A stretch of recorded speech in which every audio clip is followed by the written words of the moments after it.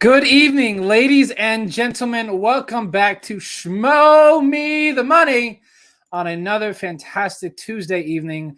Boy, do we have a good show ready for all of you today. Jeff, how's your Tuesday going?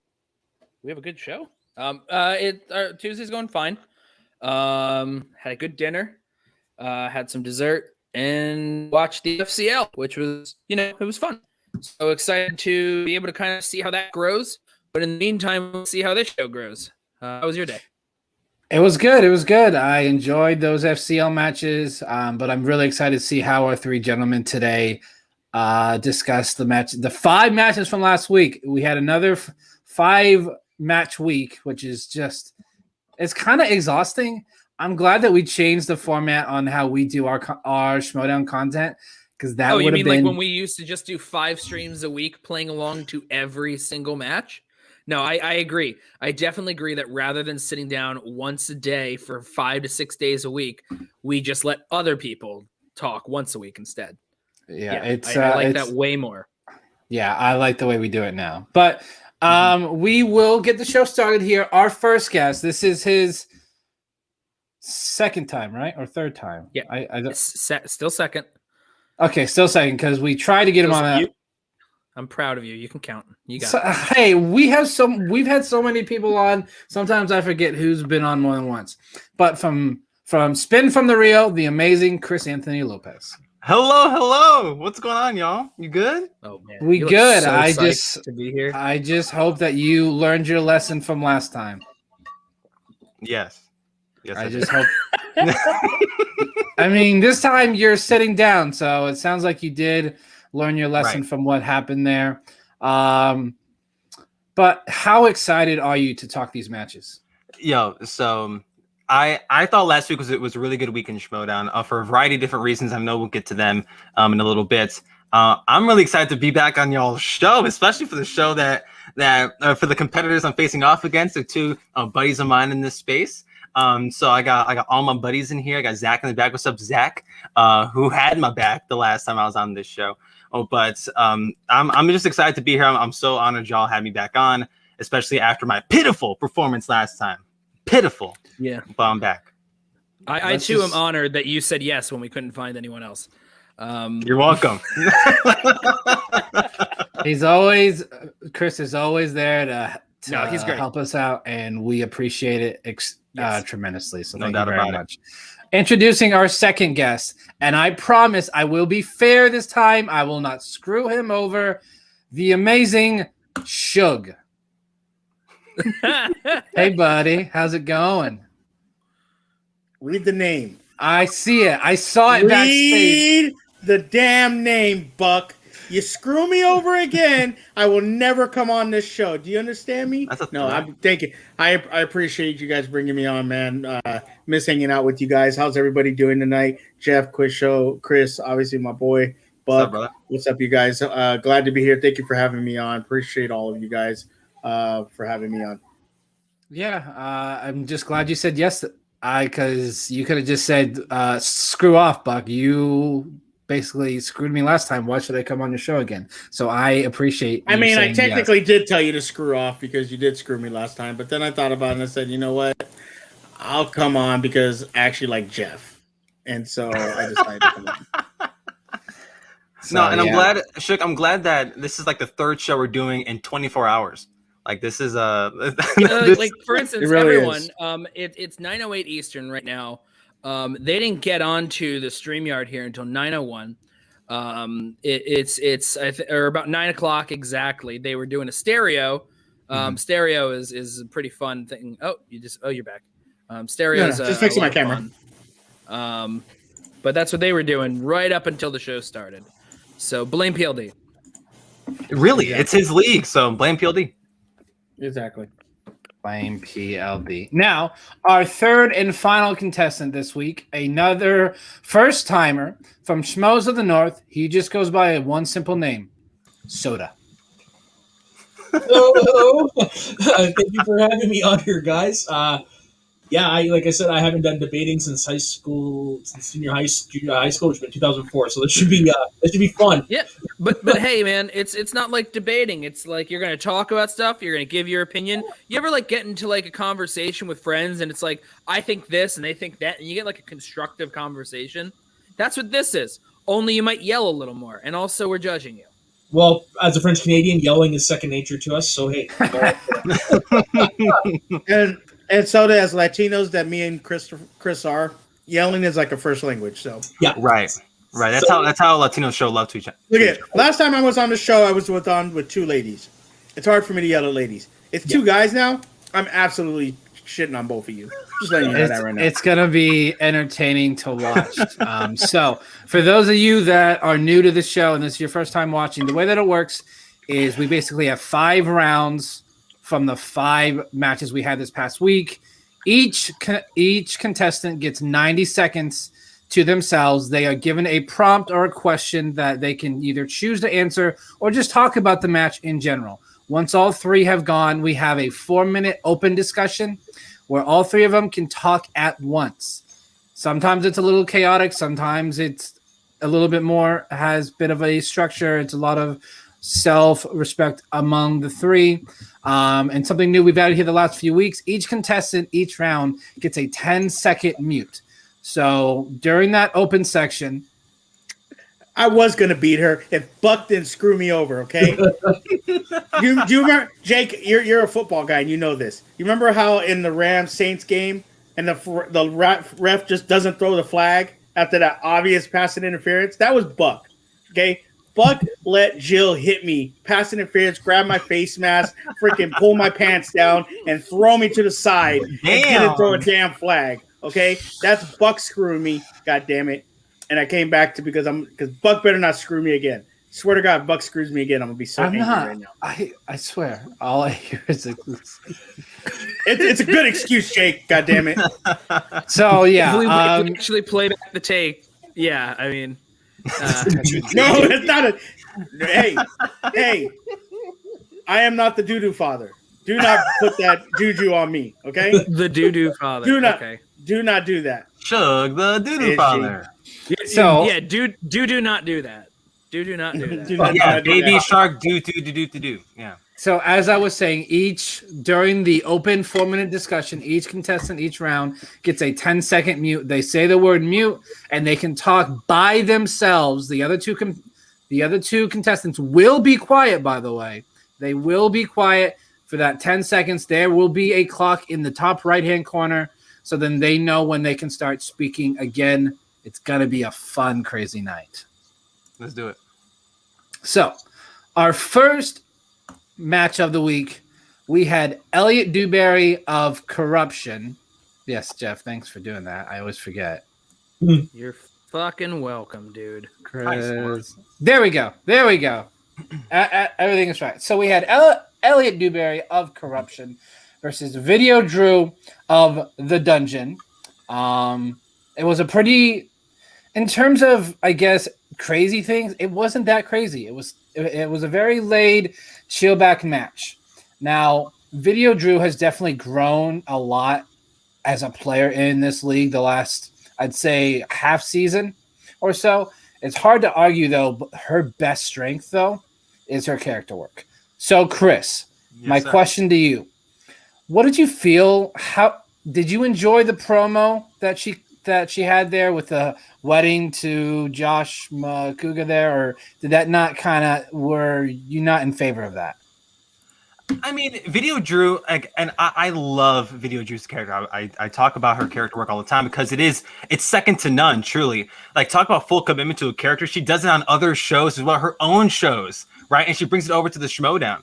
And this whole wedding gimmick that she's been doing the last really week, at least in preparation for that match against Elliot Dewberry, it was kind of weird to me. Like, I know that, yeah, Dewberry beat Makuga and that retirement match last year, and it's this whole ordeal behind it. But I mean, I wasn't the biggest fan of it, especially after what we got from Video Drew late last season against Jen Kemp. I wanted to see Video Drew beat the hell out of Elliot Dewberry.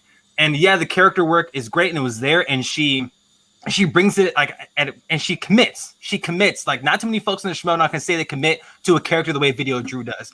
But I mean, I don't want to say it got in the way, but it definitely overshadows what she does in the ring as well, for better or for worse. In this match against Ellie Dewberry, she played an all right game, right? And Jen Kemp, she played a perfect game last time we saw her. So I don't want to say it totally gets in the way of what she does, but it definitely overshadows what she does. In this case, for the better, because that match against Ellie Dewberry was not the best. But going forward, I hope that if Video Drew's going to commit to the character, great, then maybe we shouldn't, I don't want to say expect these bigger things out of her, because we'll see how she plays next in that next match she has, whoever she plays. But the character work is definitely on par. I love Video Drew's character work. Awesome. Some great solid points there. Yeah, I'm kind of the same thing. I thought I definitely, like, the first time that I watched one of her matches, I was so confused. I'm like, what is this character? Intimidating. Like, she's so good at what she does. Yeah, I did not know what it was the first time I saw it. I had no idea what was happening. But after watching a couple of her matches with the Looney Bin, I started to get it. I'm like, I like it. And Tom was a great compliment to the Looney Bin stuff too. Yeah, like to really bounce, even though he was like a great straight man. Like his gimmick was weird enough to bounce off of Video Drew, and they played it real well together. It's a shame he's not around in the league anymore for now, and he's not with Video Drew. All right, so Shug, Dewberry looked like he got lucky against Josh McCouga last year in that retirement match. He didn't seem to play the best in this match against Video Drew. Is he on the right faction with Corruption? If so, if you think he is, I want to hear why. If not, what faction do you think he fits better with? I mean, let's just be honest. You know, a lot of the older Schmoedown vets that are still in the Schmoedown, they're playing the game because they enjoy it. It's fun. It's their character work is great. Obviously, Dewberry is one of the OGs of the Schmoedown, so it's always nice to see him play. But do they have the opportunity to give fully to the Schmoedown? That's really the question here. I don't think it's a thing about the faction. I think it's the fact that he has a lot going on in his life. You know, a lot of people right now are returning to life because of getting COVID vaccines and being able to go back to work. So, you know, he has a lot going on. You know, if he wants to stick around and play, you know, there's some players like a Stacey Howard that can play the game without really fully committing, you know, and studying, that can be very successful. But I think right now, as we see, to be in the Schmoedown, you got to be on top of your game, and you got to be able to study, and you got to be able to know your movies and really prep properly. I think Corruption is one of the best teams to do that, especially that they have champions, they have ex-champions, they have people that go far in tournaments that can help Dewberry get there. It's just a matter of, can he commit to that? And if he can't, you know what? It's great to still have him around in the league. But if he can, you could still see Dewberry's not ever bad. We always assumed because he was with Josh McCouga that he was always just kind of trying. But we saw that in some matches, he's gone perfect in some matches in the first round, and he's able to do good work in the Schmoedown. So I think he's on the right faction, and he could learn to be a little bit better. All right. Definitely. I disagree, but that is completely fine. Again. Hey, look at the score. I said, look at the score, motherfucker. That was all Jeff. Just Jeff loves me. I love you too, Jeff. Thank you. Oh my God. It was mostly me. All right, moving on there to Soda.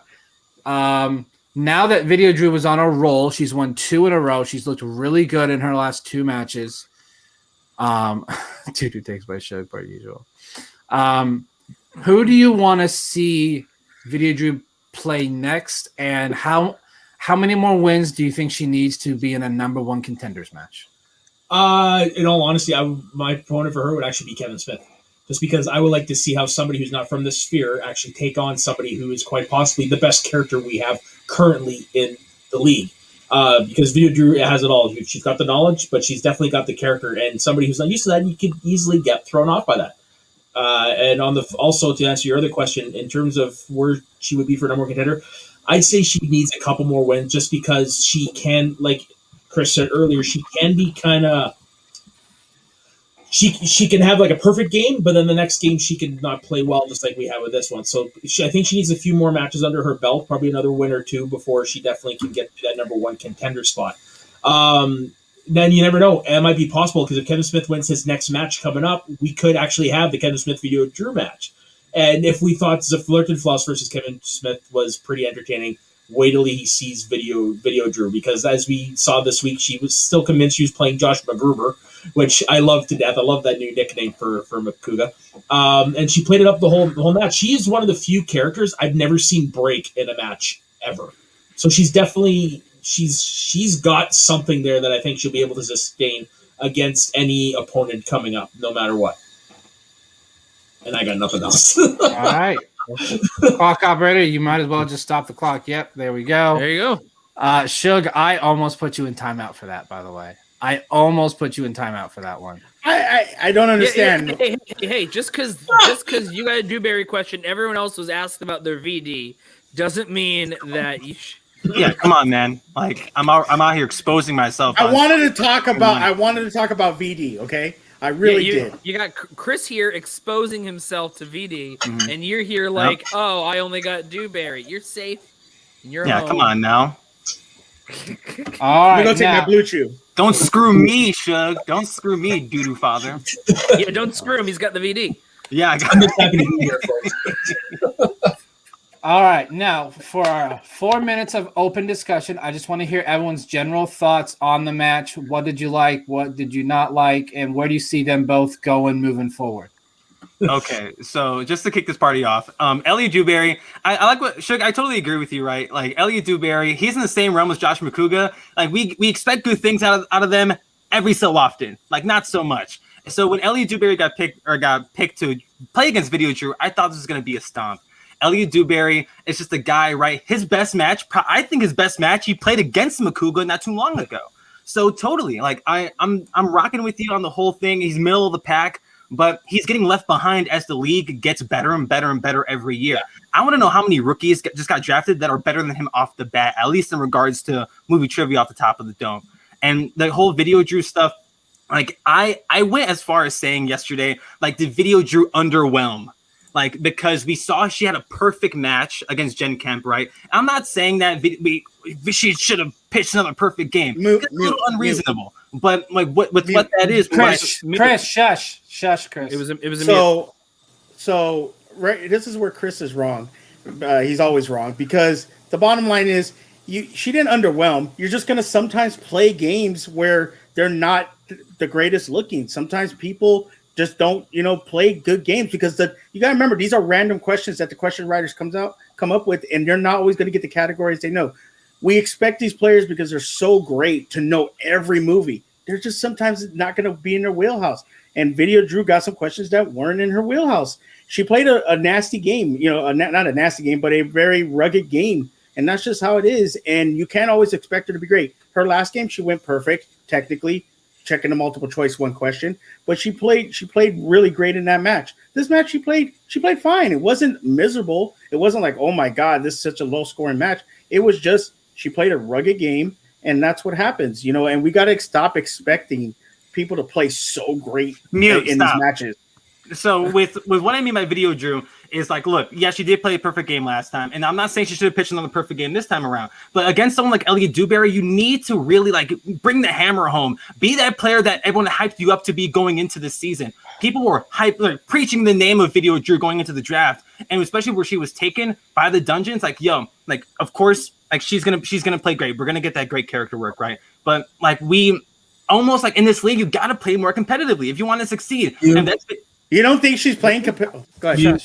Yeah, I just want to say I tend to think that everybody kind of sleeps on Elliot Dewberry just because on who his partners were in the past. Like, I mean, he's had Ricky and Josh, who aren't exactly the best players, even though Josh has pulled out some great wins.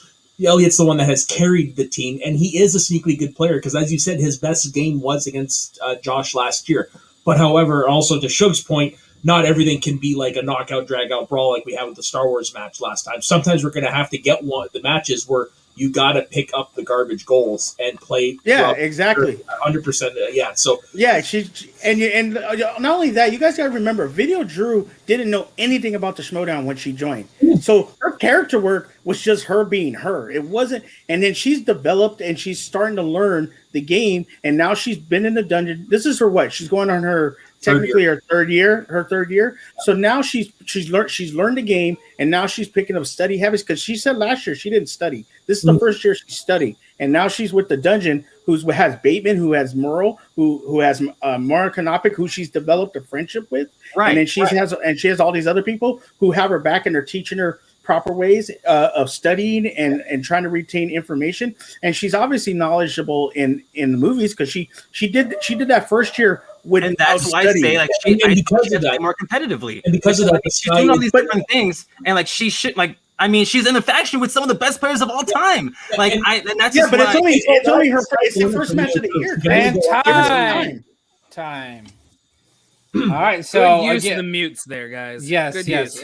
it worked very well because where do I'm trying to pick my spot and where to come. Right. You gotta go. You gotta do it. So make me shut up. You can try. Use that mute. And you pulled a Koi there when you muted. Because, like, you remember, you ever watch the speed rounds with Koi in movie fights? Yeah. He would do that, and he would be able to spout, like Eminem, like 100 words in 15 seconds. That's what you were doing, man. I gotta do. But, that was... up half the time, making 1 point, brother. Come on, anyways, we're going to move on now to round 2. We're going to be talking about 2 rookies that entered... the Schmoedown sphere last week. That's Christy V and Rick the Rager Radis. Now, both of them came from the fan leagues. One with content that's much more readily available than the other. And they both had very interesting debuts. But, Shug, let's start with you. The exchange really went in this year on their rookies, if you were paying attention, which I assume you were. Sometimes, but not just rookies. They went in on characters too. Yeah. As far as Rick the Rager Radis goes, how do you feel his character has gone over with the Schmoedown crowd? I think his character is amazing. He's a cross between, like Christian said, like a Snyder mixed with a Makuga, but not only his character.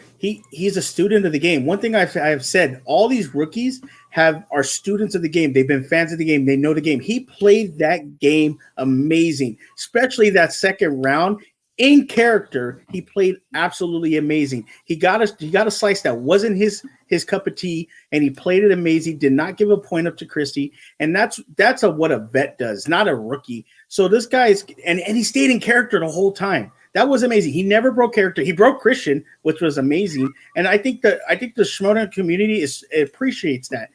They appreciate somebody that can play the character, play the game, and know what they're doing while playing that character. Because then it comes off genuine. It comes off like that's really who he is as a person. And he's actually, and I know this is a little kayfabe, but he saying that he is the person that's actually how he lives his life, which we all know he doesn't.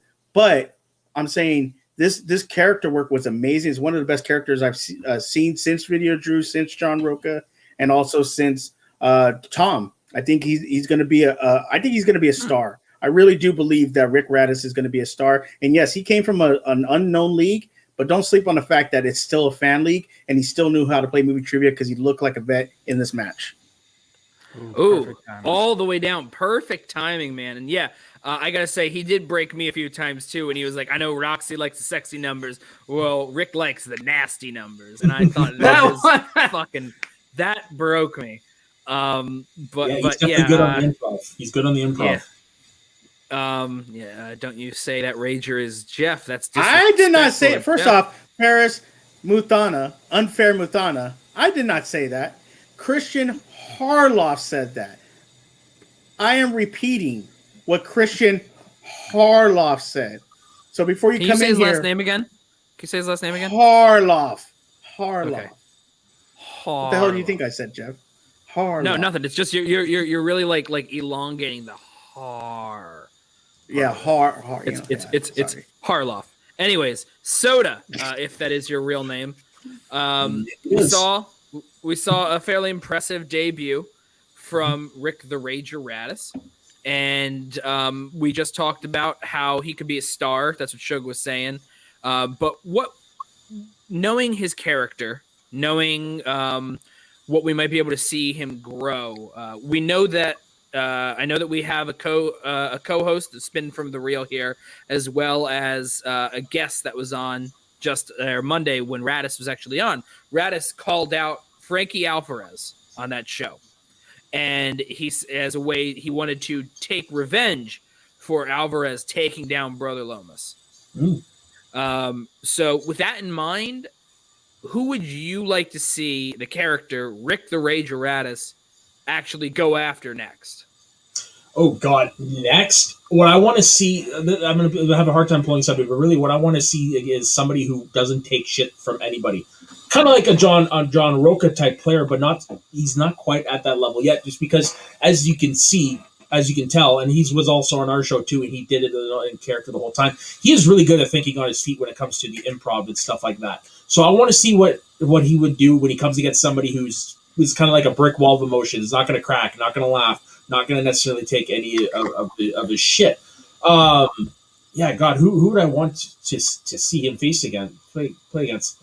I don't know. Maybe like a Mark Riley or something like that. Because Mark Riley, spoilers, is coming off of his own match, and he's probably got a few things to prove. He's got a chip on his shoulder. So I would like to see him come across and play against this new character that is coming up, the Rager Rick Radis. Because I guarantee you, it's not like something he's ever seen before. Because it's kind of like if you took Makuga and you took Finstock and you married them together as one, and you got this weird alcoholic love child. So it's kind of like the best of both worlds. And I want to see how a veteran of Mark Riley's caliber would go up against somebody like that. Would maybe his antics throw Riley off and make him miss some questions before, or, something like that. Again, I'm done. Okay. Hey, if you know what you want to say and you're done saying it, then go ahead. Yeah. That's your choice. Now, Chris. Yeah. We've talked a lot about Radis. Yep. With your I guess close association to said Radis, I figured I'd ask you about the other competitor, because there were two people in this match. Yes, there was. However, so seeing as Christy V didn't have a very impressive debut. Sure. It could have been a whole multitude of things. It could have just been the questions didn't go her way. First match jitters. You can't just say like, oh, the person doesn't know her stuff. You can't say that. She got drafted and some other people. Right. Some of those things may have played a hand, but knowing how many free agency specials are coming up, we have the FCL with people that are very promising. Mm-hmm. And we know that in order to do that, some people from factions may have to be dropped in order to make room for new people. Right. Do you think that she still has a future in the league, or do you think that with some of these free agency specials coming up down the line, could she be an early casualty to swapping out for someone else? Now, I think it's a little unfair to say after one loss that you're already you're on your way out the door, especially after a performance where she didn't play bad. Let's make that clear. Chris TV did not have a bad game at all. She had the same amount of points as Radis at the end of the first round, and she was given a category in the second round after spinning opponent's choice that obviously she wasn't comfortable with, and Radis was comfortable with. So, it was a game not in her favor, and yes, the third round didn't do her any good at all. But I mean, she still had a decent showing, and she's on the stars. Roxy is all about loyalty. Look at her guys right at the top of the chain. And Draco, Snyder. She's in a faction where Roxy's not going to give up on her, and I don't see that happening anytime soon. And look where she comes from. Look where Christy V comes from. She's come from the Fan League 4. Look at Amaru. We saw the performance he had. Peggy Gubbins. I haven't seen her match, but I've heard nothing but great things about Peggy Gubbins in that match with Paige Verbetti. But, I mean, they're all in the same caliber, right? They're all together, all rocking. They came up together. So let's see more performances out of Christy V before we start shutting her out of the league. And, I mean, yes, a loss isn't great on your record, especially after your first match, but it's your first match in the Schmoedown. Let's also make that clear. You're a rookie coming into this, and she was drafted later in the draft from her other cohorts in the Fan League 4. So let's see what she's capable of doing going forward, and she pops up in any tournaments, or she pops up and faces another person. Maybe she plays the loser of Verbetti and of Gubbins. Who knows? We should see what Christy V is capable of doing. But if she racks up a couple more losses, then anybody would be or anyone would be up for elimination or for shunning from a faction by the end of the year.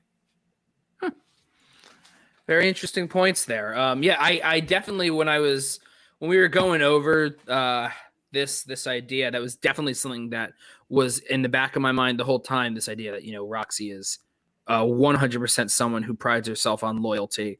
And so it's definitely a very curious indicator of how do you run a faction when, if you're trying to win and you have people that might lose, you have the opportunity to drop people that might lose as a way to possibly get people that win. But if you're loyal, how loyal does that look? How strong is that loyalty? Right. So I like some of the points that you said there for sure. Now just here's a crosstalk in general. Just, basic thoughts. What do you think of the match? Do you think that there was anything, interesting that happened? Do you like the way that they kind of played off each other, or is there anything that you think could have been done better between them, or, did they show any promise?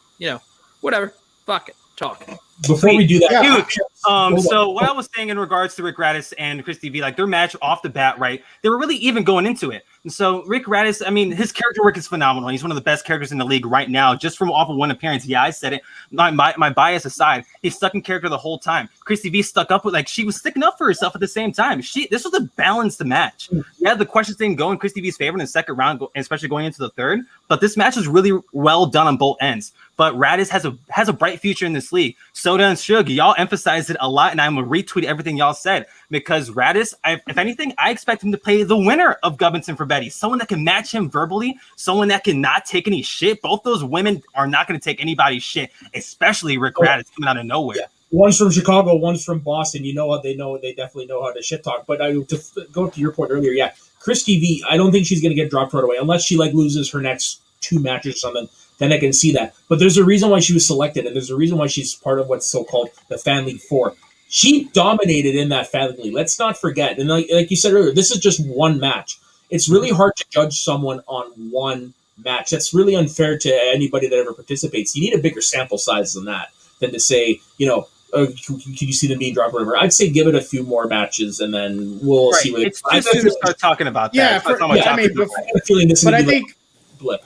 Well, Thomas Harper, if I was talking about you, my score would be like 200. But let's talk about Rick Radis, and also the same thing. We have to kind of pump the brakes on him too, because it is one match. He has great character work, but he did in that first round have a little bit of trouble. He only scored 5 points. Mm-hmm. Like I said, he played like a vet. I will absolutely give him that. He played like an absolute vet. Totally. But his knowledge, he needs to study up some more, because that first round was a little iffy. We didn't have to see him answer a third round question, which is good. Don't ever kick someone down for not having to answer a third round question. I heard the same thing about Adam Collins, and then what happened? He goes into a match with Brendan Meyer, goes into sudden death, and beats Brendan Meyer, having to answer a 5-point question. Right. So we don't know if Rick Radis can do that, but we'll see. He's going to play someone that has the skill that's going to take him into that third round. We know that already. The Schmoedown is deep. That's what I love about this year. The Schmoedown is so deep, and we're so spoiled on how great players play now that we expect them to go perfect in the first round.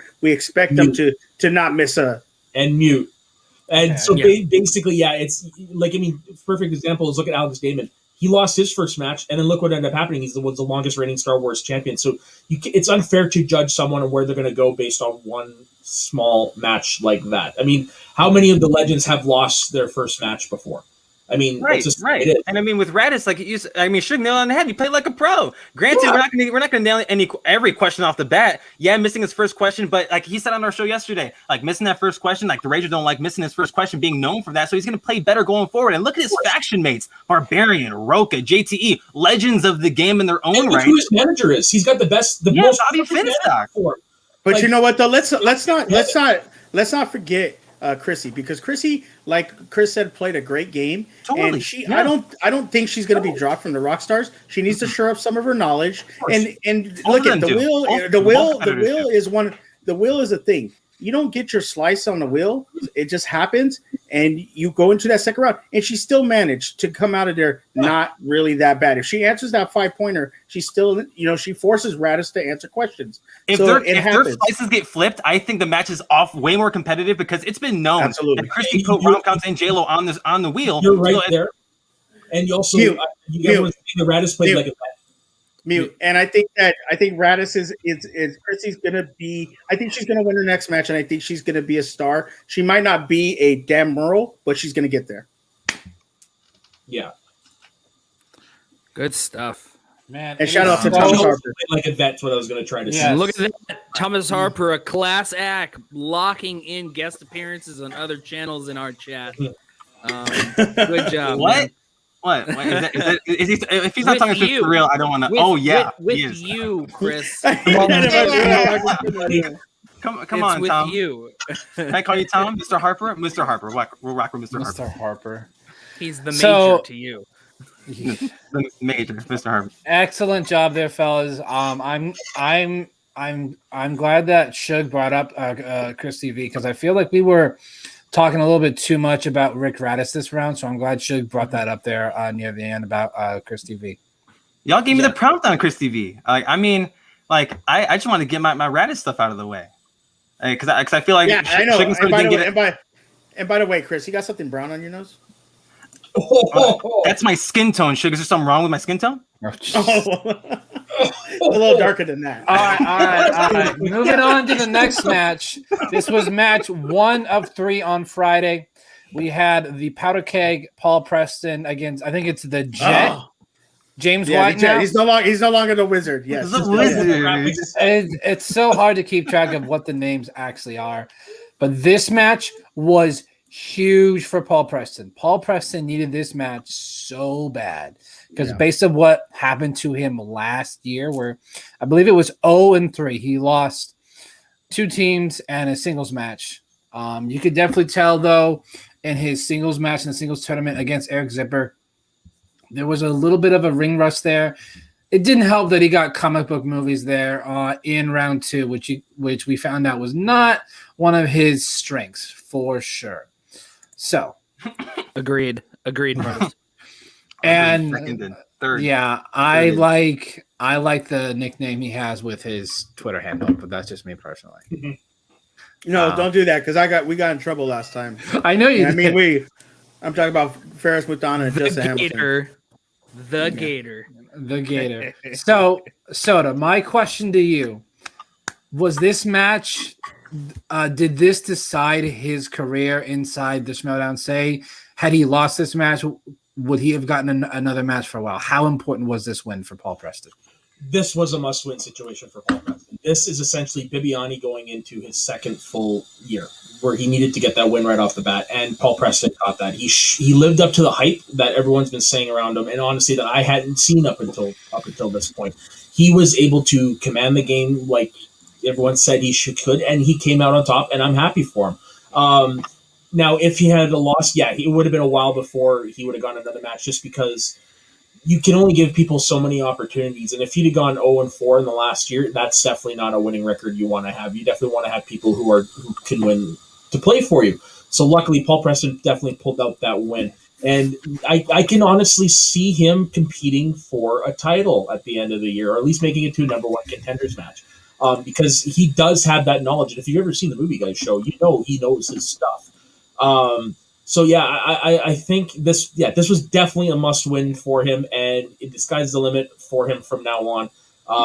He's definitely on his ascent to becoming that upper echelon player that everybody says he has the ability to be, and he's definitely proved it in this first match. So, I'm definitely looking forward to seeing what he can do from now on. I'm calling it now. He's going to make it to the finals of the Ultimate Schmoedown tournament. And another 12 seconds or so on the table for Soda. Yeah, I guess he only needs about 80 seconds, not 90 seconds. Don't change that rule now. Canadian American exchange rate. I like it. There you go, Soda. That was good. That was good there. So, What, Chris, you a fucking comedian? You a fucking clown? So in this match, we had 2 perfect first rounds from both of them, and they both got the bonus. White has his last 2 matches has been Bibiani and Paul Preston. 2 really good competitors. Now he did lose both of them, but he did look really good. He got 70s in round 2, and that is extremely broad. So he definitely, as we saw, we struggled there. Even though he's losing, he's growing. How far do you think James White can go in terms of his talent, and could he potentially go on a winning streak? He's been put up against two guys who are almost top tier Schmoedown in his last two matches. Paul Preston has garnered this reputation to where he is the powder keg, and he's really damn good. This match proved that. And William Bibiani is one of the goats. He's one of the best players of all time. Look, don't look at belts, just look at Bibiani as a player. He's one of the best guys to put a marker to a whiteboard. And James White just had a rough time with both of them, but he played good games on both times. He's 1-2. He beat Frank Moran to get into the Ultimate Schmoedown last year. And all three matches have been good on James White's end. Let's also keep this in mind. And James White, his future is bright in the Schmoedown. Look at his matches. Yes, his record does not reflect his quality, but the same thing can be said for a Chance Ellison early on in his career. Same thing can be said for Liz Shannon Miller going into last Ultimate Schmoedown tournament. Like, these folks going into these bigger events with records that don't reflect their quality, it happens all the time. And James White is currently feeling that right now. I don't think he's going to go anywhere. I think Corruption's a great place for him. And this man obviously is a bank of movie trivia, so he's going to continue to succeed, and hopefully he's put in a position to where he can succeed. Because come on, two of the last three matches you had, your last two matches are against the powder keg Paul Preston and William Bibiani. Like, I would be shaking in my boots going into those games. But now here he is having great matches and great performances, and he's just put in this position to where, oh my gosh, he's playing great matches and losing, and that's not what my man should be doing. Granted, now he has a loss in his record, or another loss. He should be going up against players around him, and then we'll see him succeed and flourish from there. 100%. Excellent. I agree 100% with basically everything that Chris said there. So, hey, Chris, quick question. Did you take a breath during that 90 seconds? There it is. that was after, not during. So then no. No. So, Shug, my question, very simple to you. Who should James White play next? Well, I mean, if you're talking about James, start the timer. There we go. If you're talking about who James White should play next, James White is 1-2. He was a second round pick of last year's draft. I think you can put him up pretty much up against anybody. I think you could even play him against a person that has a winning record, because look, like Chris said, Bibiani, powder cake, and let's be honest, Preston came in with a mission. He's a different man this year. I said on my video about this match that Paul Preston had a very bad season last year. We know there was personal reasons behind it, and he's motivated this year. He has a great support system in the den. And so for James White, I don't think you look at – these are one of the situations where you look at the record and it doesn't reflect how good that player is. James White, I believe, is a great player. He just ran into Bibiani and ran into Paul Preston. So I could see James White playing pretty much anybody. I like to see him play maybe a Liz Shannon Miller, maybe maybe a Chance Ellison, since they both had some, but they're on the same faction. So you actually Ben Goddard. I like to see him play Ben Goddard. I like to see him play. Video Drew. That would be a good matchup. James White versus Video Drew. Real knowledge versus character. Could James White handle such a strong character? There's Adam Witt out there. There is also some Drew McQueenie. Why don't you have him play Drew McQueenie? There's a lot of good matches. Drew, I would love to see James White versus the Godfather. Ooh, that would be very interesting and entertaining to watch. I thought we were going to have my man play against top tier players. What happened to that? Like I know McQueenie's been gone for a bit, but damn, you went from McQueenie to Adam Witt on the scale of. He's 1-2. James White is 1-2, and McQueenie hasn't played for a year, so.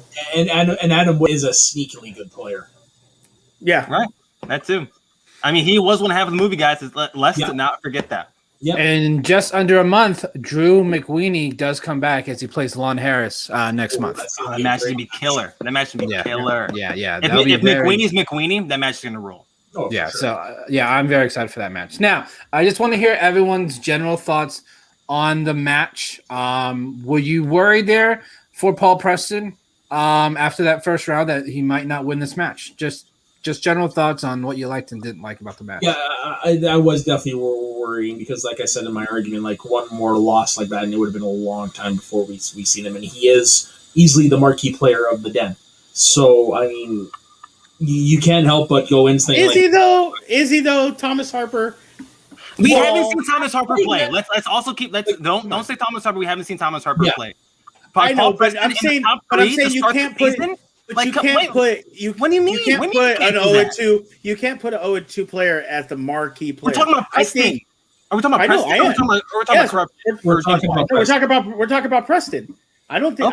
Okay. I think we all personally know that Kate. The reason why he was a top tier selection and he was a kept player was because we know last season that wasn't true prop Preston.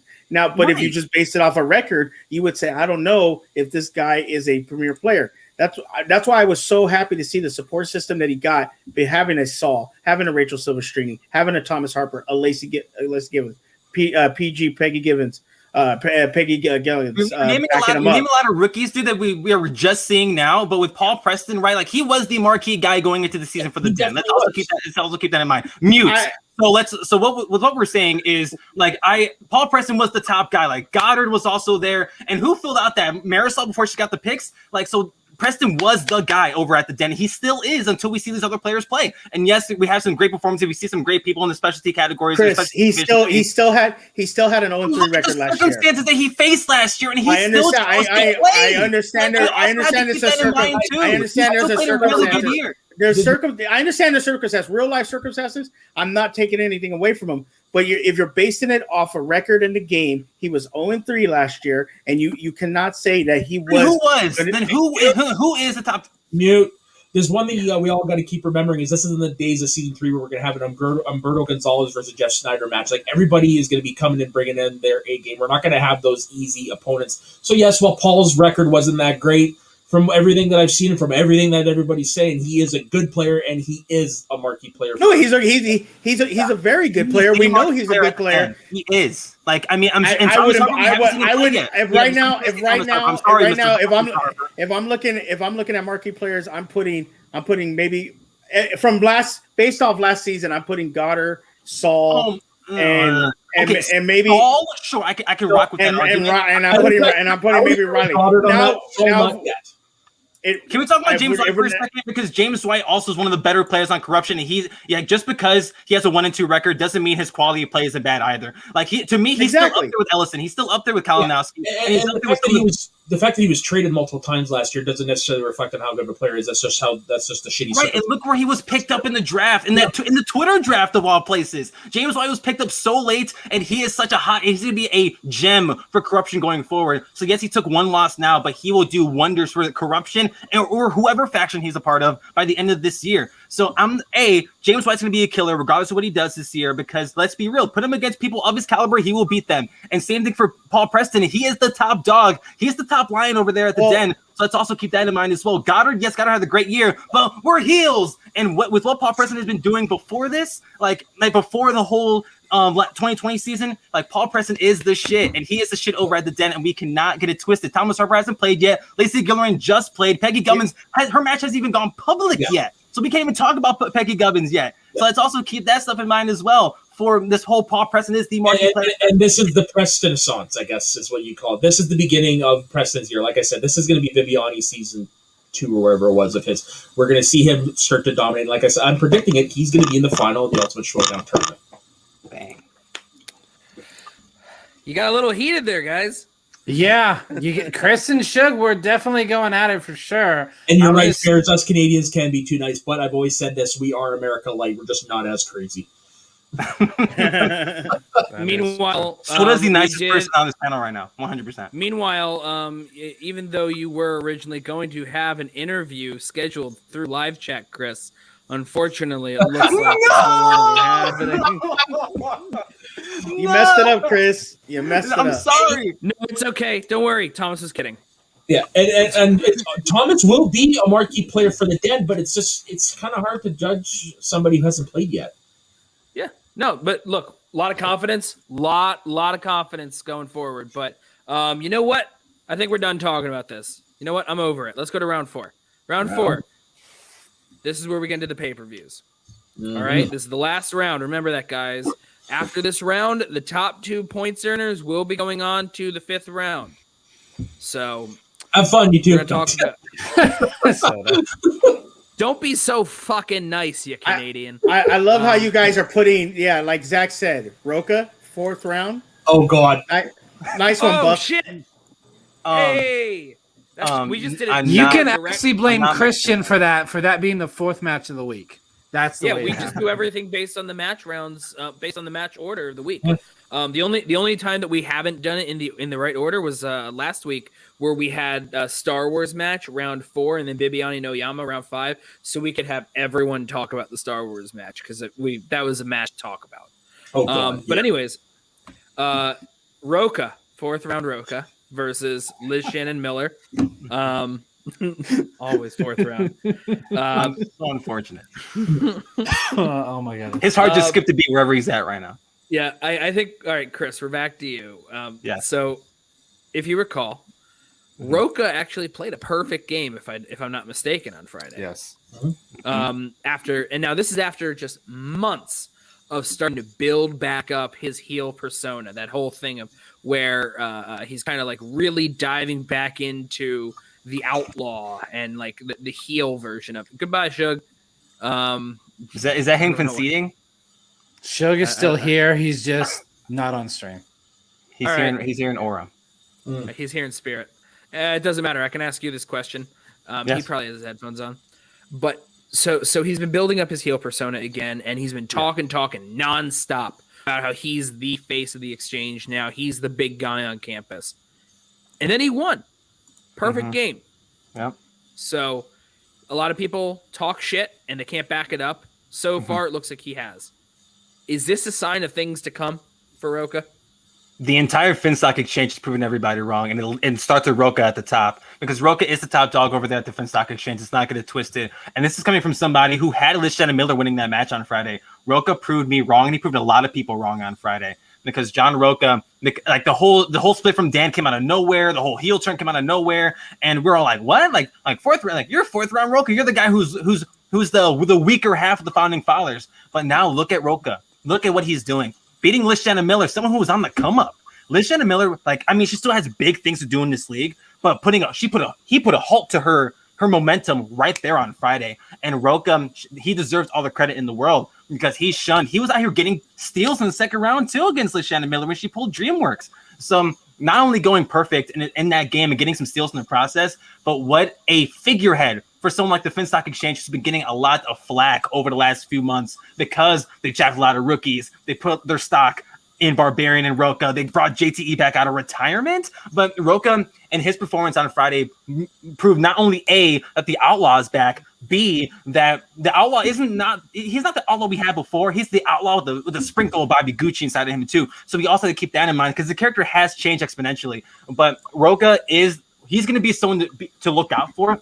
I was reminded of his match with Ethan Irwin last year, and that's the Roka I thought we got again. That Roka didn't go perfect, but this time around, he's none to play with. I don't want to cuss on the show, but he's damn good.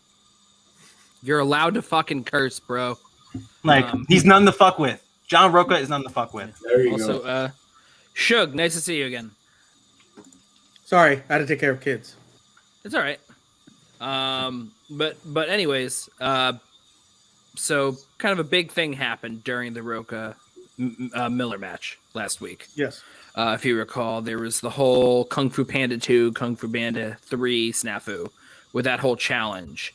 They did the challenge, and then there was sort of an argument and whatnot afterwards.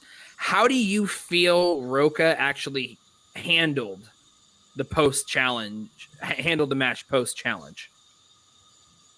I mean, he handled it the way that the Outlaw's going to handle it. I mean, look, let's be honest. Liz Shannon Miller said the wrong answer, and he challenged it, and that's just how it is. You know, he plays a character. We all know he plays a character, so he's going to use that to his advantage. And as someone that actually did pick Roka to win, unlike Chris, because I knew what he was going to do, you know, Roka showed up and showed out. You know, that's what you're supposed to do. He has the confidence now. He wants to prove that he's still able to play this game, and he's one of the best. And he did. He played Liz Shannon Miller, who we were all talking about was going to be one of the best this year. She was in rankings of being a top 10 player, top 7, possibly close to a top 5. And Roka was even in some rankings and in some circles was even top 10 anymore. And he showed up and beat a Liz Shannon Miller that was very strong.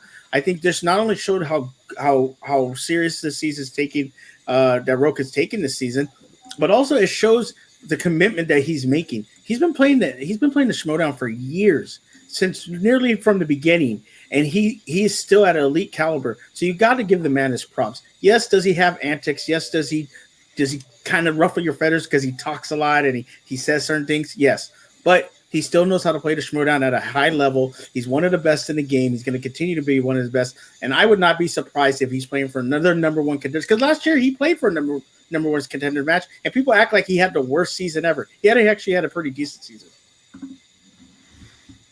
All right, cool. So Soda, last question here for you. I know that we haven't really covered much about Liz Shannon Miller. Liz Shannon Miller, as actually Shug actually mentioned, she kind of came into this year as, even though she's pretty laid back and relaxed, her reputation kind of came in as like real hot stuff. Like she was ready to like take over if given the opportunity, and she kind of fell short a bit, at least in this first match. And it kind of shows that maybe she's not as impenetrable as we were led to, as we kind of believed she was. Obviously she kind of like hit, it was like, she kind of like hit a wall at the end of last year, but that's because, she just went up against the kind of opponents that just are very hard to get to knock down. But going forward, what would you like to see from Liz Shannon Miller? Whether it's like who do you think she should play next? Are you excited basically on the possible teams prospects? Like what do you want to see from Liz Shannon Miller this year? What I want to see is I actually want to see her and Ethan dominate. Don't get me wrong, I do want to see her continue on in the singles league. I think she will be successful because now she's finally in a comfortable environment, doing this from home and some of that. And she's got a great manager and a great captain of the team on her side. But because of who her partner is and because of all the history that they have, I would like to see her and Ethan dominate the tag team division. Because everyone, that was the word coming in about Liz Shannon Miller when she entered, is that she was supposedly better than Ethan Irwin. Now, that quite hasn't lived up to the hype yet, but when you take someone with that much potential and you put her with someone who is a former champion, who is dominant in his own right, won the movie trivia, the Ultimate Schmoedown tournament in his first year, and the title, I think they have the makings to be probably one of the most dominant teams we have seen since her manager and teammate above the line were able to do it all those years ago. Honestly, I think there's going to be no stumbling blocks with them. This is going to be right off the bat. They're going to start beating people left and right. And I'm calling it now. I think they're going to win the Ultimate Schmoedown Teams tournament this year. I really am. There's a lot of stiff competition. And like I said in my last argument, this isn't the days of the Humberto Gonzalez or the Finn Stock and Robert Byron Burnett matches. Everyone's coming with their A game. But when you put two alpha movie trivia leviathans together, you're going to have a pretty damn dominant team. And I'm looking forward to seeing the next version of Above the Line. Hot take. Hot take. He's saying that they're going to beat Rushmore because that's the side of the bracket that they're on. Yeah, you're saying they're going to win the Ultimate Showdown. Is that what you're saying? This year, so you're saying they're definitely tackling Rushmore. They're tackling Deception. They're tackling Danger Zone. They're tackling the Outsiders. I think they have as good a shot as anybody to do it. And I mean, Rushmore, they're good caliber players, but I don't know how well they're going to work together. That's a bold call, Soda. Let's see if it'll pay off. Yep. Back-to-back bold predictions. I respect that. Hell yeah. Yeah, man. Very big. Very, very, very big. Very interesting. It's interesting also like seeing the points here. Just how close you probably could have been if you had used those last 10 to 15 seconds. You're not wrong. Yeah. You're not wrong. But hey, that's what happens. That's the game. You play it to win because this is a serious game and we're serious people. I think I should get extra points for doing it in under the time limit, but that's just me. Right. It took. You're so fucking friendly when you say that too. It's like, how can I say no other than no? Anyways, it was worth a shot. All right. So once is he drinking soda? Hey, Soda, you drinking soda? I don't partake in cannibalism, so no. Oh, nice. No? You're right. He's drinking pop. Soda pop. Coke. What you don't see is actually Scotch in my water bottle. No, I'm kidding. word. But anyways, final conversation here before going on to the final round. Just once again, general thoughts on the match. How do you think it played out versus expectations? Are you excited to see where the players go based on how they performed today? How did the managers actually work this time around with them? Because, Gucci is now in his second year in the digital space. And is he actually getting more into the groove of how to be a digital manager? How is Liz Shannon Miller now that she's no longer with Swag and she's working with Sam? So just general thoughts on all that stuff. In all honesty, I'm glad that Finstock was there, because if it was any other year that Roca didn't have a manager, I think after the kerfuffle that happened after that challenge, Roca, he would have just, I'm done.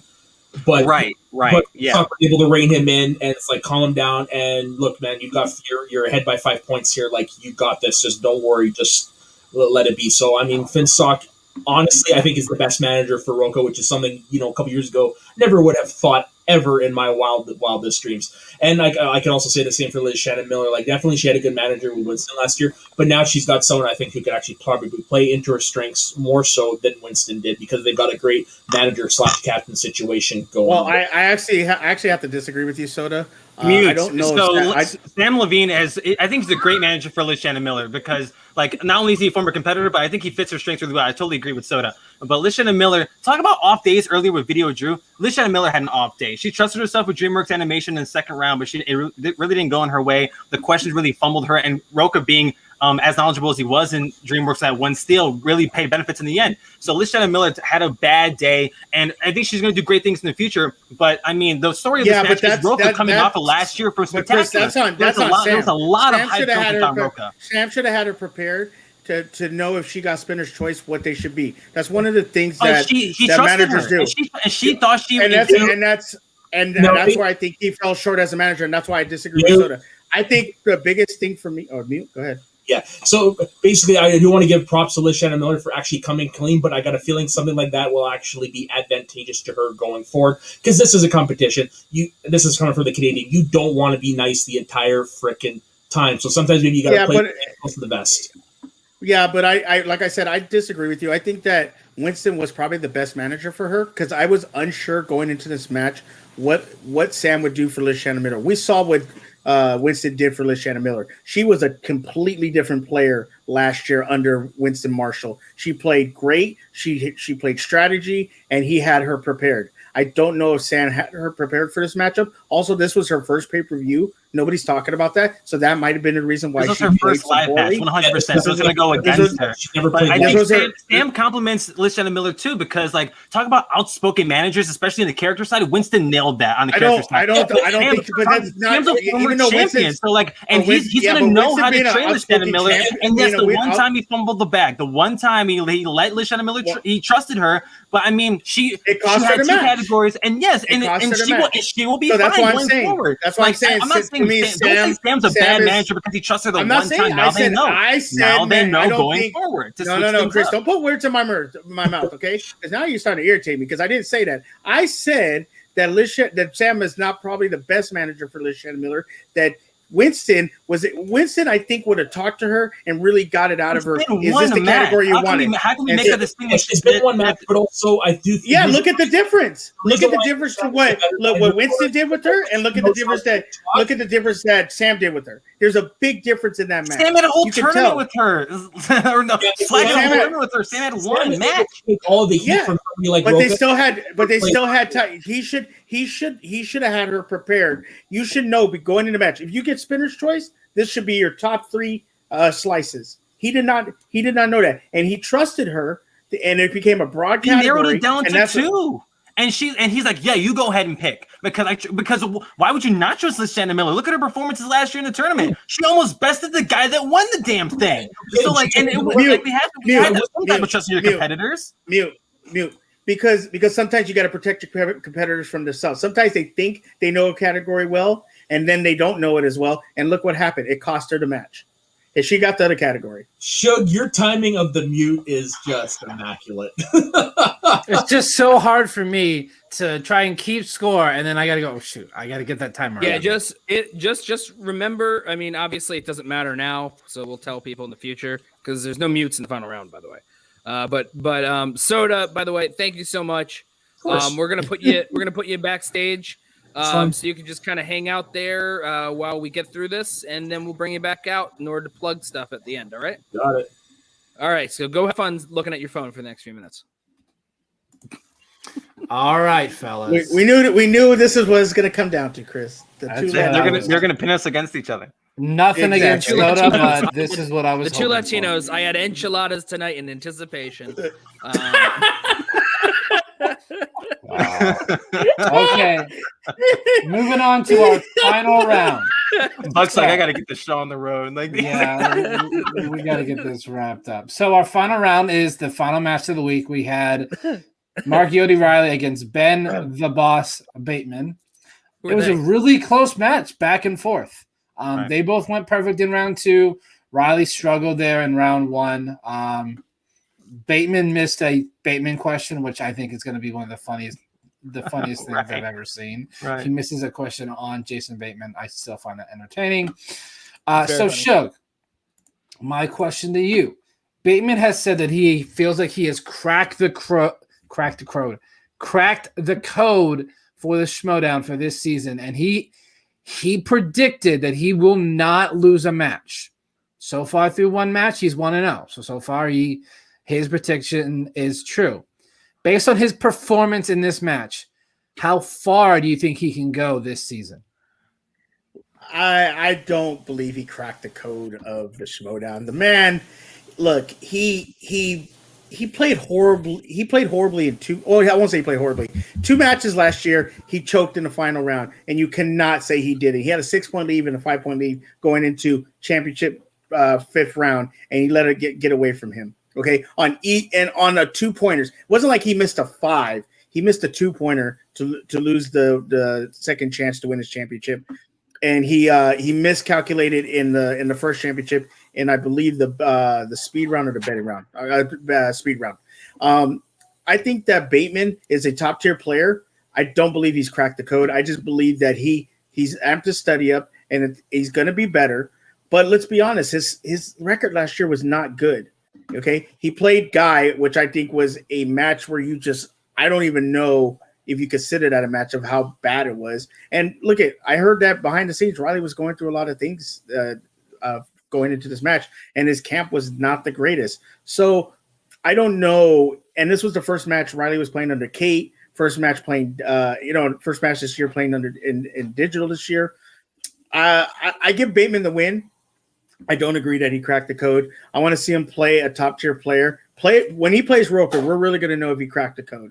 And if he can get past Roker, get past the E with Ethan Irwin, we'll see what Bateman can do. Until then, I think he needs to calm down a little bit and relax. I want that. I want Christian to hold off that match until we can go I just live. I just love the fact that you wanted to grab your microphone and throw it at me right now. I love it. I hate. Yeah, I could tell.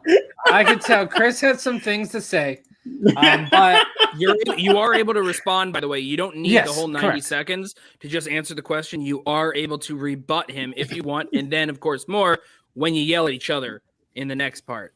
So sure. But I hope Christian holds off this Bateman Roka match until we can physically see it at a live event or a studio match. I would rather him push that off. That'd be one hell of a first studio match. That might not be until the end of the year. Which I'm fine with. For a studio match? Sooner than they don't have a studio. That too. That we know of. We don't know for sure. Correct. We don't. So, Chris, Riley may not have done as well as Bateman, but he still played very well. I think anyone else, he probably wins that match. Had a solid showing. Yes. Is Riley still a championship tier player? No, because the game has evolved so much, since last time he was a champion. And I will give all the respect to Yodi because he set the standard for the league. Him and Roka, the two of them, were the OGs of this league. They set the standard for the rest of the league and all the competitors that followed them. So Mark Riley, definitely he plays good games, 100% competitive games. But Bateman bested him. I mean, all it took was just a 2-pointer. Exactly why Bateman left Riley in the first place. A 2-point question, and look how the match ended up, right? And I know there might have been some other things behind the scenes, but granted, I'm not the insider like Shug is, so I'm gonna go ahead and just base it off of what I saw in the match, right? Riley, I don't see him beating Bateman. I don't see him beating Roca. I don't see him beating Dan, Collins, anybody, right? Because those guys are the top tier players to me. And I don't see, unless Riley comes out of nowhere, bringing out what he used to be, what like the champion that he used to be. But at the same time, the league's changed so much since last time Riley was champion. Look how many new players have come up. Collins, I mean, we saw so many like Bateman, right? Bateman became this whole different person under the tutelage of Riley, and then he's like, yeah, I'm gonna ditch you because I'm better than you. And guess what? This match immediately proved that. I mean, yes, he had a great first round, perfect second round, but in that third round, he misses 2 in his 5, and you need to hit your 2 in your 5 to beat a guy like Bateman. Bateman's one of the best players in the league right now, and it doesn't matter what kind of losses he had last year. It doesn't matter if he choked. Like his 2 losses were to Dan Murrell, the greatest of all time. Let's also keep that in mind. Don't say he played horrible games when he definitely didn't. So Riley, is he good? Yes. Change your quality? No. Okay, Chris, you know you can breathe during this 90 seconds, right? Like you're just like you're just going. Like, you look heated, man. I like Ben Bateman a lot. This is gonna be. Are you mad that I said you piss me off right now? Is that why you're mad at me, Chris? You said a little bit ago that I was starting to irritate you, and that irritated me. Okay, fellas, we have 3 minutes. I love you so much. Oh no, it's all good. We have 3 minutes. You can either decide to discuss this match or any of the other matches this week. I will let you guys have that. Do we want to decide ourselves right now, Shug? Or you can yell at each other for 3 minutes. Now, hold on. Just remember, there are no mutes. This is self-regulated. Yes. It's hard to hear when you're both screaming at each other. Keep that in mind. Yeah. But at the same time, what do you want to talk about? What do you want to talk about, Chris? Do you have something in mind? Do you want to focus on something or just go nuts? I feel like we should focus on something. Okay, what do you want to focus on? You choose. I'll give you to choose. Let's talk about oh Jesus. You should argue about this because Shug probably has responses to that. I don't want to be the sole person that makes this fifth round. I mean, let's talk about Ben Bateman. You want to talk about Bateman? Let's talk about Bateman. Okay, we can talk about Bateman. I beat him in Magic. All right, can we start? And I'm ready and go. Okay, so Ben Bateman's one of the best players right now. Yeah, are you gonna do is just not talk? You're just gonna talk how much you love Bateman? He's one of the top 5 players right now. It doesn't matter where you put him, right? And I know like Rogan. He is not. Hold up, he is not a top 5 player. Get out of here. Last we had this conversation. I gave you top 5 players. I can name. Okay, you gonna let me talk? You gonna let me talk? Right, go. Dan Murrell, sure. Adam Collins, Jeff Snyder, Ethan Irwin. I would even put Bibiani above him. You would even put Roca there, like Bibiani just a little. Yeah, I'll put Roca there, and I'll put Roca. Okay, that's 6 players better than 6 players better than Bateman. 6 players better than Bateman. Years they haven't held gold in a while. Bibiani held the belt once. Bibiani just had team gold last year, and he went perfect in the team tournament. He ran into Liz Shannon Miller, who was hot. Players right now, Shook. Like, and I know you just listed a bunch of great players. Totally.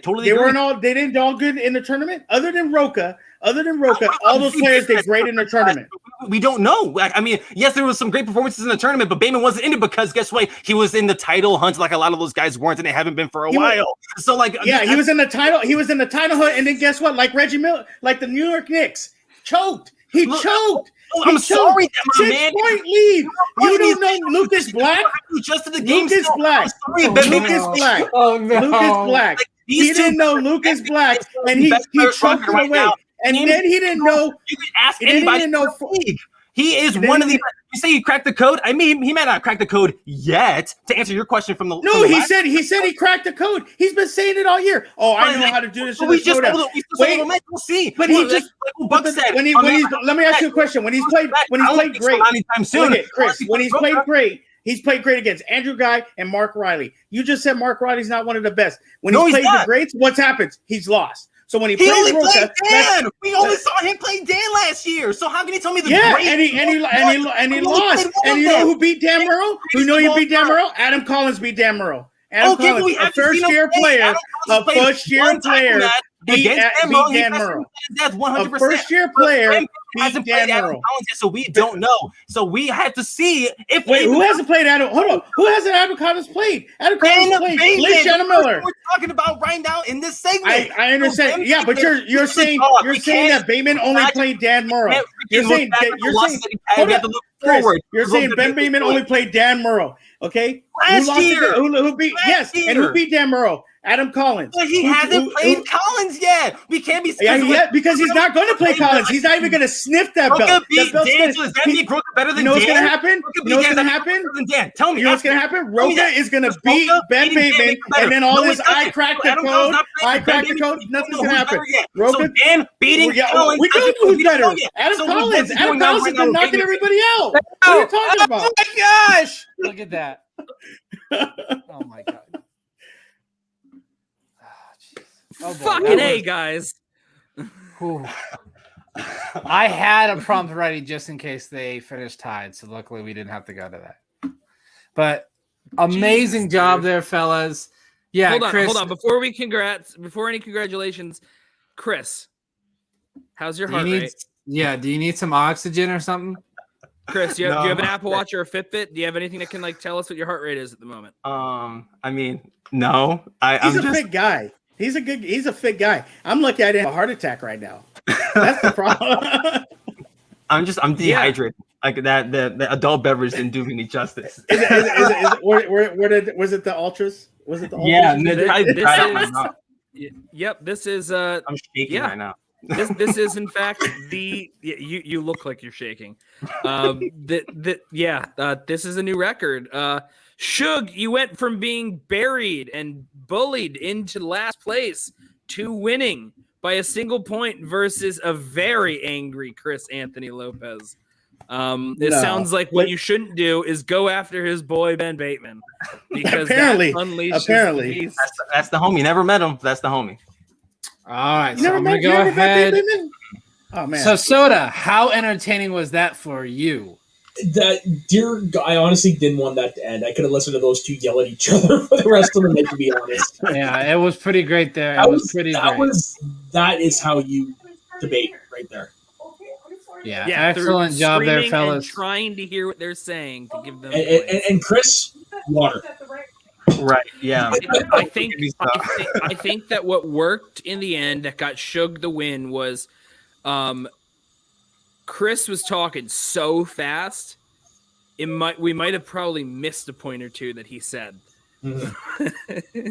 No, he had some excellent points. Oh yeah, you both had some great points. Look, that was basically a tie, guys. That was down I'll take to a tie with Chris. I'll take a tie with Chris. We could call it a tie. I take a tie with Chris. Thomas Harper here, because Chris is my boy. You guys. You're too kind. Thank you, Thomas. Thank you, Thomas. By the way, the cheapest of plugs. I'm watching Rocky versus Clubber Lang in the second fight. This Clubber's just coming out fast. There's Suge Rocky just rope it open. This really does that. Oh, I clicked it at the same time as you, man. My bad. I'll click it again. Here we go. God damn it! All right, hands off the. Yeah, you do it. This is why we should only have one person. Yeah. But no, Frenchie's right. Adding that mute has made things a lot more interesting. You can let people that are maybe can't get a word in, and they get that 10 seconds, and then they can go on a roll. Right. Yeah. Yeah, Frenchie, we definitely experimented with the mutes afterwards. We used it once in a game last after you, and then after that we incorporated it once per round, and I think the once per round has really been helpful. Yeah. I like the mute. The mute's good. Hey, look at that. Not only were you not screwed over, Suge. This time. Suge. Yeah, well. I mean, Matt, we shouldn't talk about not only were you not screwed over, Suge, you have the new points record for this bullshit show. Me and Chris have the new points. You record. And Chris together, basically. I will share this with Chris because I have actually gotten the last over a couple of weeks. Really got to hang out with this guy and get to know him more, and he is a great dude, one of my favorites in this community. So sweet, and we are, and even though I told him he's irritating me, that set me off. You're pulling an Adele at the Grammys right now. Like, no, it should have been Beyonce. Let me split this trophy in half and hand it to you. Let's do it. Luckily, this isn't the Grammys, so we can actually do that. Yeah, exactly. No, but exactly. That was awesome. That was a lot of fun. And in a loss, I wouldn't. I mean, last time I lost to Amber from LGR, and I mean, her and Maxwell were just on fire that day, and that's when I learned the fire got lit under my ass. I'm like, so now I know what I got to do. And and we're definitely seeing them come back to argue again. But Soda, I hope you had fun. I definitely did, and if there's a participation award, I do accept cash. Okay. Yeah, unfortunately. No. By the way, we forgot this entire show. We do have a Streamlabs, and you could have donated if you wanted to. Just remember, you can also put your comments in the chat in the future, and we'll probably show it. Or you could donate to the Streamlabs and pay us for us to support the show. Streamlabs.com/Schmoe Me The Money. Schmoe Me The Money. If you feel if you've ever wanted to. Yeah, you never have to. We do this for fun. But always nice to profit. So I love your honesty. As we wrap up the show here, I want to say thank you to all three for coming on. Soda, where can the people find you online? You can find me on my personal Instagram and Twitter at soda_the_saxman, and then you can find me over on the Media Sweaties Network, where I am on 3 shows over there. And then you can also find me on the Schmoes of the North, where I am on 4 shows over there. So pretty much it seems like almost every day I'm recording something. I don't know how. We know that feeling. We know that feeling. It can be a little much, but yeah, I've got a Mighty. We're reviewing the Mighty Ducks Game Changers, which is a great show. And then there's Recap in the Past, which I also do. My comic book show, Canadian Comic Book Corner. And of course, the main show, Schmoedown Night in Canada, which we do go live every Friday after the pay-per-view. This week we'll just be doing a live show recapping the three matches this week. Sweet. And Chris, where can we find you? You can follow me on Twitter down here. I won't be as loud on Twitter at C. Anthony Lopez. You can catch me on the Watts W-A-T Real 2 E's Entertainment YouTube channel. I do a bunch of shows on there. I did Spin from the Reel yesterday with this guy on top, Shug. Spin from the Reel, our Schmoedown reaction show, 8 p.m. Eastern, 7 p.m. Central. I'll be back on the channel Friday for Wrestle Reel, my pro wrestling talk show that Soda's actually been on. Yes, sir. That's at 6 p.m. Eastern, 5 p.m. Central when we do our live shows. This week, it looks like it's going to be live, so come hang out with us there. And my personal podcast, For Chris's Sake, FORCHRIS_SAKE. It's my everything bagel. That's not wrestling or Schmoedown. It's everything else. So just go subscribe to the channel. Go watch Spin from the Reel on Mondays. If you can't find our channel, just type in Spin from the Reel with 2 E's, Schmoedown. You'll find our videos and our channel. So thank you guys so much for having me on. Shug, Soda. I especially wanted to be on the show because the both of y'all were on it. And like all my homies on screen. This is a lot of fun. Thank you so much. This was definitely an honor. Thank you guys for having me as well. All right. And Shug, where can we find you online? You can find me at ShugKnight323 on Twitter and ShugKnight323 on TikTok. That's where I'm doing most of my Schmoedown content, other than when I'm on Mondays with Chris and Matt for Spin for the Reel, which looks like it's going to be a consistent thing, hopefully, until Chris gets mad at me when I say he irritates me. We'll talk after me off. Yeah, we're going to have a conversation after the show. But yeah, if you can, please check out my TikTok. Even if you don't have one, just sign up and follow me because I'm trying to get to 1,000 subscribers so I can go live. And also on Twitch at ShugKnight1323, where I'll be doing gaming, playing Magic, playing Call of Duty, playing Apex, and hanging out. Probably going to try to get Chris to play some Call of Duty with me in the near future while we go live. So, and like I said, Mondays with Spin from the Reel is probably going to be a consistent thing, hanging out with them. If you didn't watch it this week, go check it out. I did a little dance for the Triple R, Rick the Radis Rager. It was pretty funny. And Jeff and Buck and Soda and Chris, man, thank you for having me on. Soda, it's always amazing to see you. Chris, obviously, my boy. Jeff, you're amazing. And Buck, that's my boy too. So make sure you support Schmoe Me The Money. They're a great channel, great group of guys. And I really appreciate them and what they do for the community. Donate to their Streamlabs. Mm-hmm. Yeah. Money. We'll read it off next time around. All right, Jeff. Donate, support the channel. Yeah. Where can we find you, Jeff? You can find me here on this channel because this is the stuff that we do. My Twitter, which is this thing right here at GEOFF1106. Follow me there. You could follow us at Schmoe Me Money. That is our Twitter account for this channel. On Thursday, we will be returning with The Family Show. That is the Fast and Furious retrospective. I was trying to pull up the image, but I'm still not good at working the backstage thing here on StreamYard.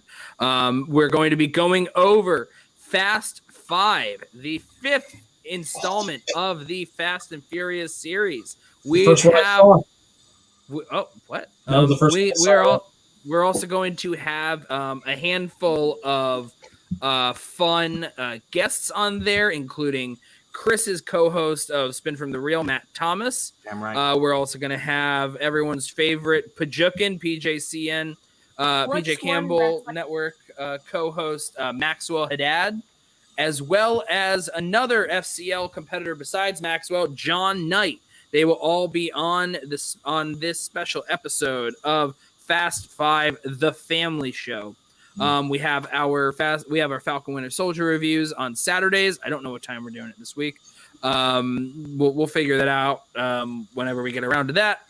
And then we got this again next week. And maybe we got other things that we might do. I don't know. We're figuring it out. This is still a young channel, and we're young people doing it. So, yeah. Buck, where do people find you?